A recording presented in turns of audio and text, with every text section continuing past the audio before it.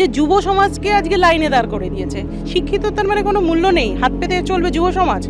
এর থেকে মমতা ব্যানার্জি পদত্যাগ করা উচিত। উনি তার মানে উনি ব্যর্থ মুখ্যমন্ত্রী, যে শিক্ষিত আজকে কোথায় গিয়ে দাঁড়িয়েছে, আজকে রাস্তায় এনে শিক্ষিতকে দাঁড় করিয়ে দিয়েছে।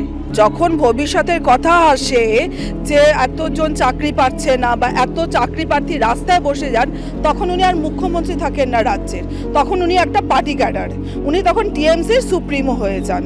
বাকি তো আপনারা সবাই মোটামুটি। আর নারী সুরক্ষা কি দিচ্ছে? নারী সুরক্ষা উনি যে নারী হয়ে একটা নারীকে বলেছে যে রাত 8টার পরে নারী বেরোতে পারবে না, সেখানে আর ওনাকে আর কি দোষ দেব?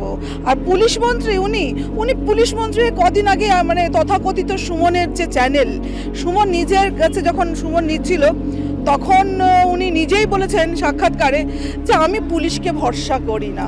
একজন পুলিশ মন্ত্রী বলছে পুলিশকে ভরসা করি না, তাহলে আমরা কোথায় যাব? পুরো যোগী রাজ্যের মতো এখানে সুশাসন হবে, গুন্ডারা ভয়ে আত্মসমর্পণ করবে। পুরোপুরি প্রতিশ্রুতি 100% কার্যকরী হবে। বিজেপির হাতে হোক বাংলায় পরিবর্তন যাত্রা। পরিবর্তনের লক্ষ্যে দলে দলে যোগ দিন। পাল্টানো দরকার, চাই বিজেপি সরকার।